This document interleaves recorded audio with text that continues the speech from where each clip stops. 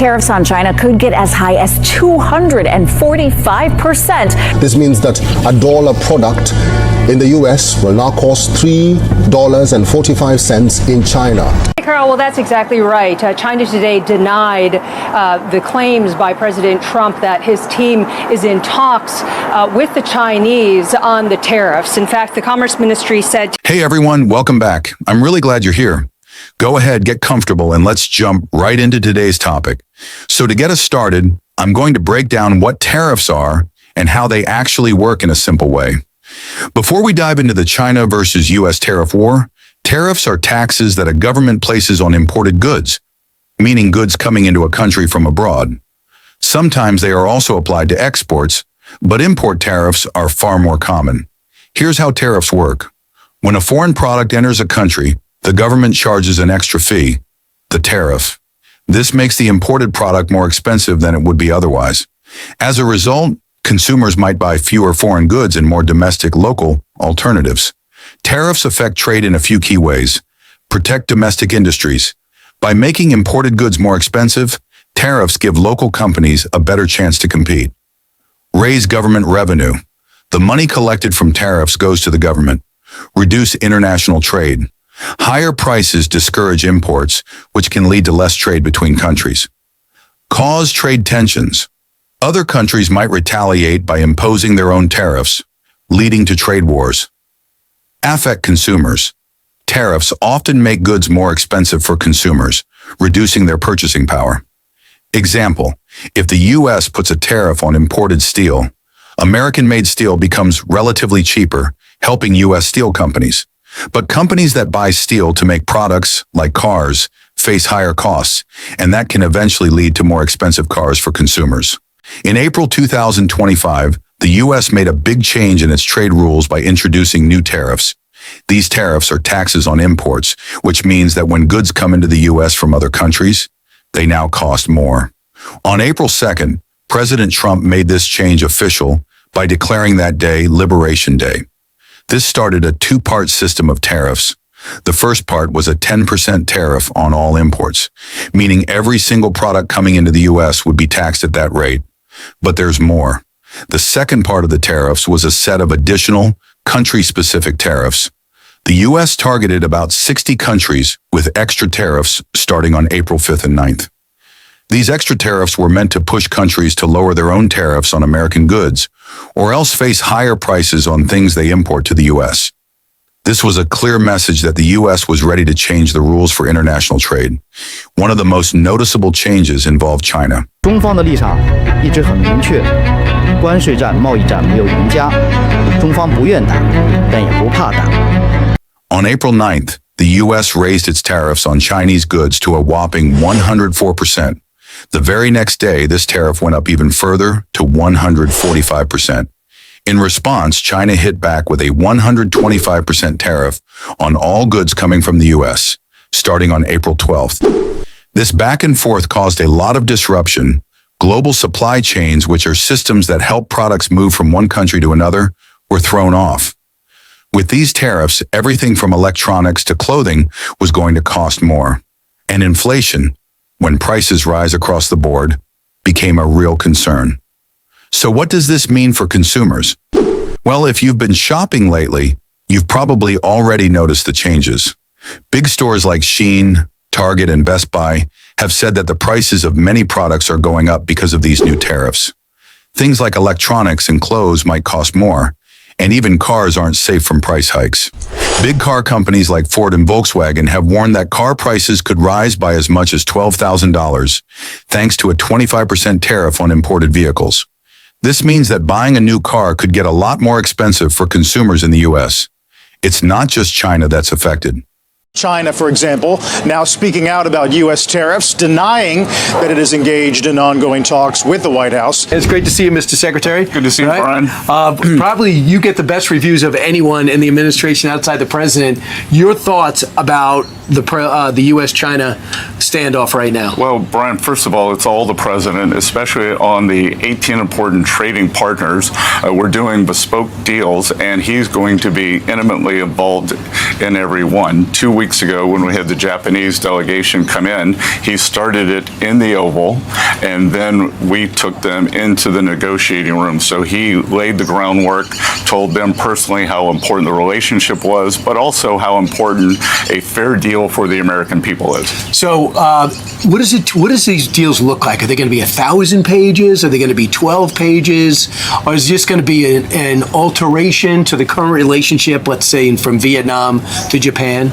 Again, Brian, it'll depend from country to country. I think the important thing is the agreement in principle that USTR, who this is what they do, they paper these very large trade deals, and Jameson Greer has a fantastic team, and they will do the final documents. The important thing is that we reach an agreement in principle to end these unfair trading practices that have been going on for decades. The U.S. also imposed a 25% tariff on most products coming from Canada and Mexico. This change started on March 4th, 2025, but there was a catch. If a product was part of the United States-Mexico-Canada Agreement, USMCA, it was temporarily exempt from these tariffs until April 2nd. However, both Canada and Mexico didn't just sit back and take it. They introduced their own tariffs on U.S. products, which made the situation even more tense in North America. Overall, these tariff changes represent a big shift in how the U.S. approaches trade with other countries. The goal is to protect American businesses and jobs, but it also means higher costs for consumers and more tension between countries. This new trade policy is having a huge impact on the global economy, affecting everything from the price of goods to international relationships. It's clear that the world of trade is changing, and it'll be interesting to see how these new tariffs play out in the long run. Let's talk about what's happening with U.S. pork in China. Picture this. The ships were loaded. The contract was signed. The pork, already on the move. And then, bam. Out of nowhere, 12,000 metric tons of U.S. pork shipments were canceled. No heads up, no reason why. Just a tiny note buried deep in the market reports. China cancels U.S. pork shipment. The timing? Suspiciously perfect. The implications? Potentially huge. But seriously, why now? Why this shipment? And why the total radio silence? This wasn't a weather delay. It wasn't paperwork drama. This was precise, clean, intentional. The meat was already bought, slaughtered, packed, chilled, and paid for. So, what did China know that nobody else did? Stick with me, because this story isn't just about pork. It might be the first move in something much bigger. Here's what happened. At 2:42 a.m. Beijing time, April 18th, a directive went out. Simple. Cancel 12,000 metric tons of U.S. pork. Immediately. No postponing, no rerouting, just straight up cancel. Bloomberg and Reuters both confirmed it. Port operations at Ningbo and Dalian, where that pork was headed, froze instantly. And the crazy part? Chinese customs data showed it was the biggest mid-shipment pork cancellation in over 5 years, worth about $35.4 million. So again, why cancel pork that's already halfway across the ocean? Because the next moves made it obvious. This wasn't random. This was strategy. Let's rewind a bit. March 25th, the Trump administration slaps a 172% countervailing duty on Chinese pork exports. The USDA cited illegal subsidies and vet violations. China didn't throw a tantrum. No tariffs, no press conferences, just silence. And then, 3 weeks later, this surgical strike. When reporters asked about it, Chinese officials said, "Oh, no connection here." But leaked internal documents tell a different story. It was part of China's precision decoupling strategy. This wasn't about pork, said Dr. Hao Wu, trade analyst at Fudan University. It was a message. And guess who loved the cancellation? Brazil and Spain. Their pork producers started celebrating immediately. Because this wasn't just symbolic, it was structural. Here's the fallout. 26 million pounds of pork, about 110,000 hogs, dumped back into an already oversupplied U.S. market. Iowa, North Carolina, and Minnesota, states that send almost 60% of U.S. pork to China, got crushed. Iowa alone estimated $9.7 million in losses. Within 48 hours, layoffs started. Pork auction prices plummeted. Plants overflowed with unsold pork.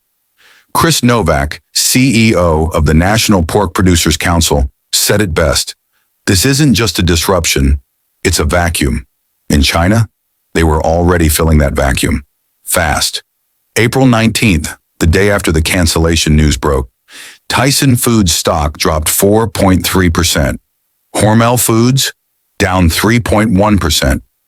Meanwhile, pork exports from Brazil and Spain surged.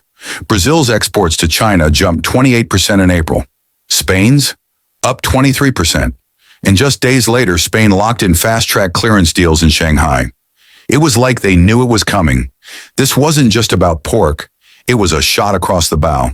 And here's the hard truth.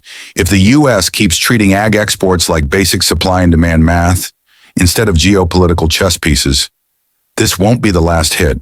Today, Brazil and Spain together control 48% of China's pork imports. The U.S. dropped from 33% in 2023 to just 19% now.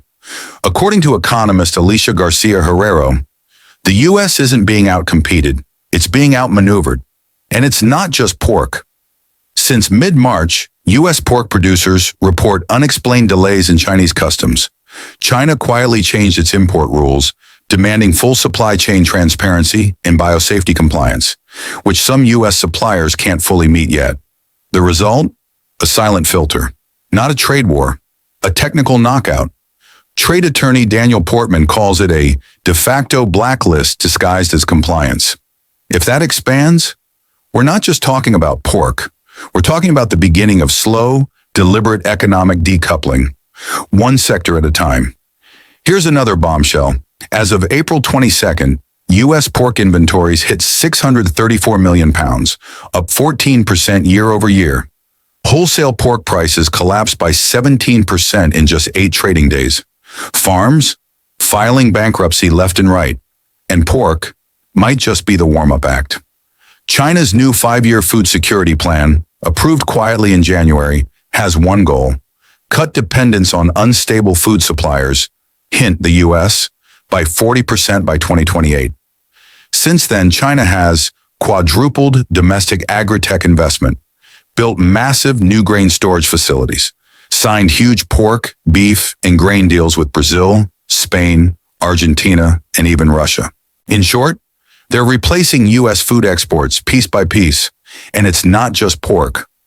Q1 2025 data shows U.S. soybean exports to China dropped 26%, corn down 33%, beef cut in half. Meanwhile, Brazil and Argentina are booming. China's biggest state-owned food importer is quietly unwinding U.S. contracts and locking in South American supply. If pork is just the beginning, what's next?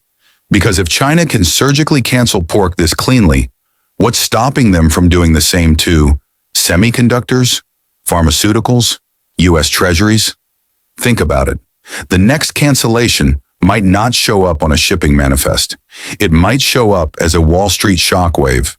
Before you scroll away, ask yourself, what if the real decoupling isn't sudden and loud? What if it's quiet, one canceled shipment at a time?